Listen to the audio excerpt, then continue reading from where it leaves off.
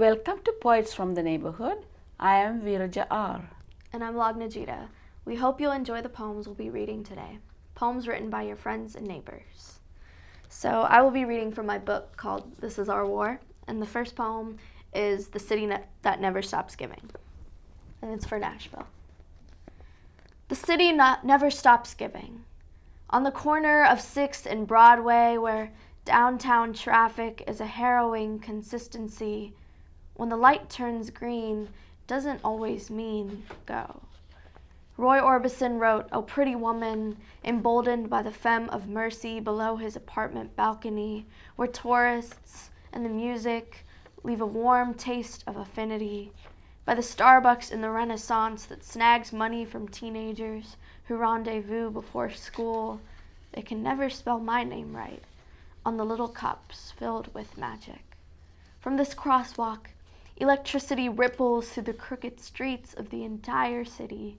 The path of headlights mature into veins of a breathing atmosphere. The wait is forgiving.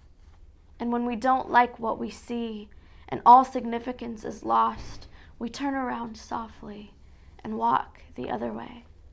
A newfangled story in a blink and a sigh, blinkers signaling a right turn, people staring straight ahead, headlong into the bright eyes of a symmetrical world. So begins the journey across the black and white, when everyone becomes familiar and nothing feels strange. Every step falls into the heartbeats of a million lonely people, and when the crosswalk ends, so does another chance encounter with a supreme stranger that you never would have otherwise met. A James, a Taylor, a small life changer. The old love of a never-ending family meets the new love of a never-ending home, and the city never stops giving. Tennessee Woman by Louise Colln. She wears her skirt at her chosen length, her neckline the same in colors that don't answer to style. She still brews tea 3 minutes in her mother's pot or makes a martini if it is noon or 5 or 10 in the morning. She keeps her house open to friends at her convenience. She wears a large brimmed hat to church, not for the smiles of other women. She lives by the rules she chooses, for she knows how she lives, and she knows who she is. So this is The Chair, and it's for Megan Barry. There is a teacher, a leader, a person in a classroom. Morning breath swirls through stuffy pictures of past students with paper crowns. The broken computer starts screaming for attention. Its whirring sighs fill the room, providing us with little air. The stack of papers lies unorganized on the desk and creaks with disuse, hiding ideas we should have already learned. Behind the desk sits an armchair, steep, angry, unyielding. The chair is cracked in hidden places, worn from the weight of power. This teacher, this leader, this person rests on hollow wooden legs that hold up their last words. Power is in the chair, not in what they want to be. Modulating sarcasm is a ruler voice. I already told you how to do it, remember?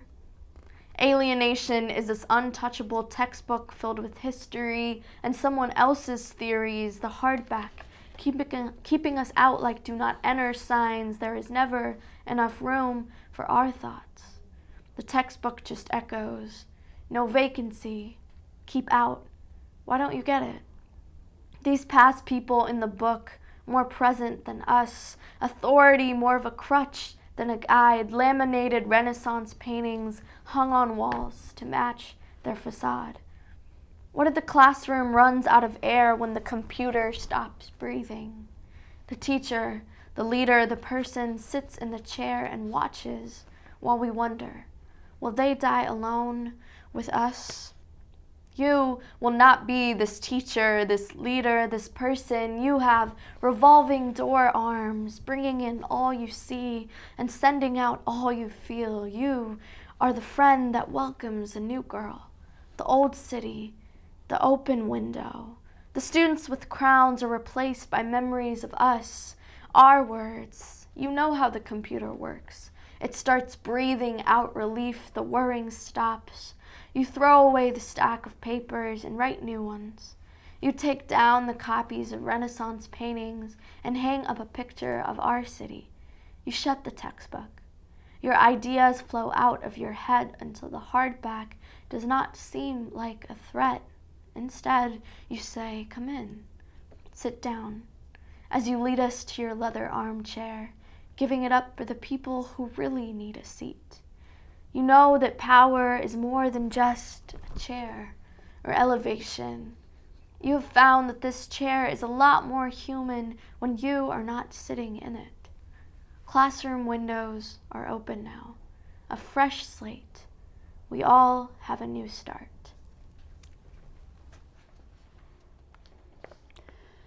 An Old Leather Glove by Brittanie Maccarone.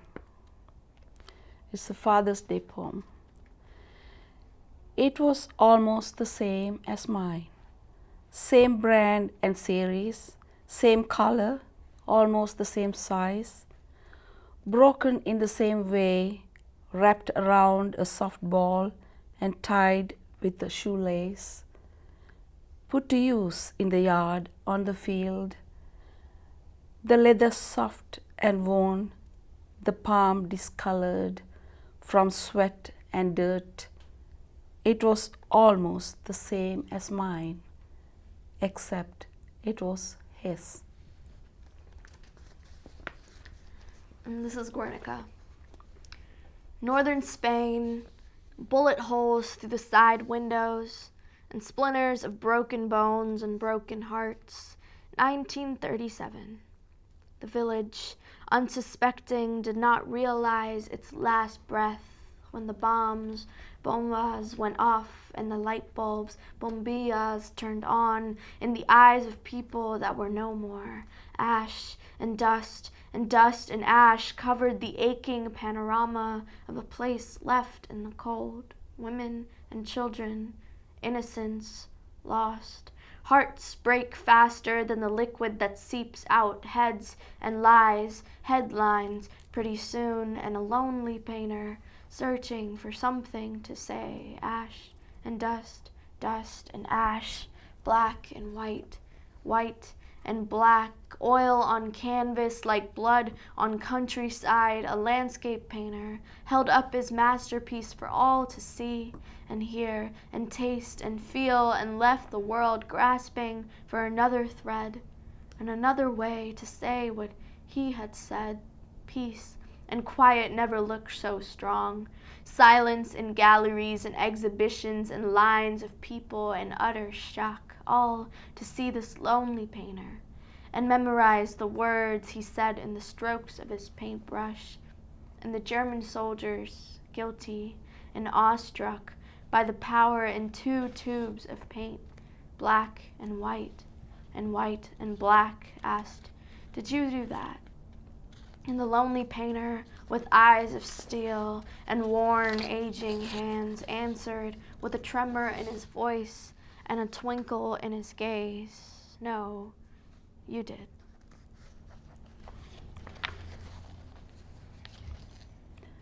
A Speck, a poem written by me. A speck in the circle of life, we in the ever-expanding universe seek the beginning or chase the end. Thank you for watching Poets from the Neighborhood. We hope you'll join us again soon.